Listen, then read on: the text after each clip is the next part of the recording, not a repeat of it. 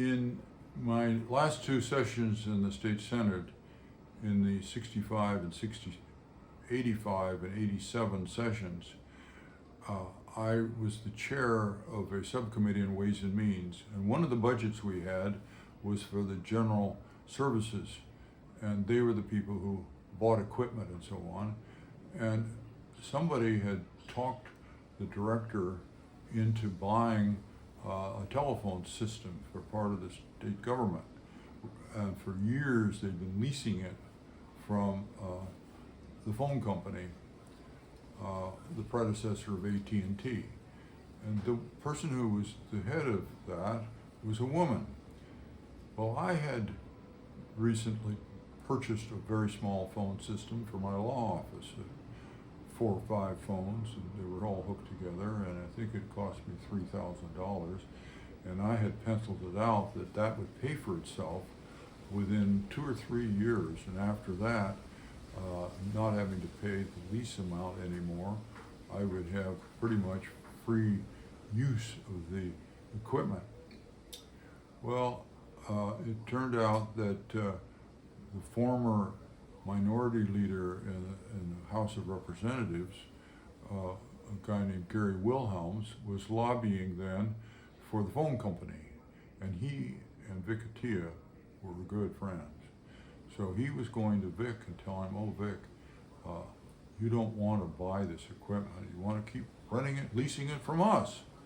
And we had a hearing, and a guy came in from General Services who was under the director, and he sat there and testified about how it was a money savings to continue to lease. He was just lying, and I didn't bother him too much. I kind of listened. But then I got together with the woman who was the head of the General Services and told her about what I had learned, and that I wanted to help her get it her way. This was in the budget that we were going to consider passing. And she was very happy. She was feeling conflicted because she was in a tight spot between the governor and his good friend. But she said, "Well, you know, as you know, Jan, the executive assistant to the governor is such and such, who was a woman, and she was known to be a very, very strong person." So I said, "Well, let's set up a meeting with her and you, me and the governor, and talk about this."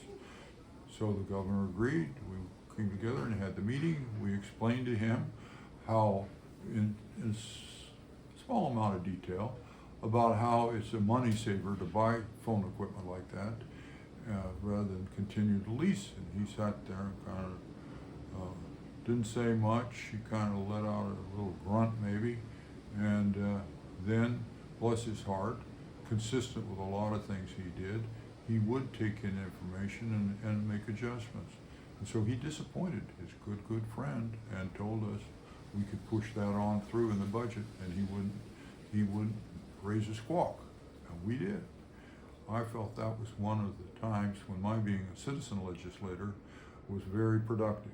I had learned things in the real world and was able to apply them to save people money in government. But it was also, to me, a great feminist moment. Those two women were able to, I want to say gang up on, that's a little strong language, but they were able to get the governor to do the right thing. And they were women. Ha ha! Think of it.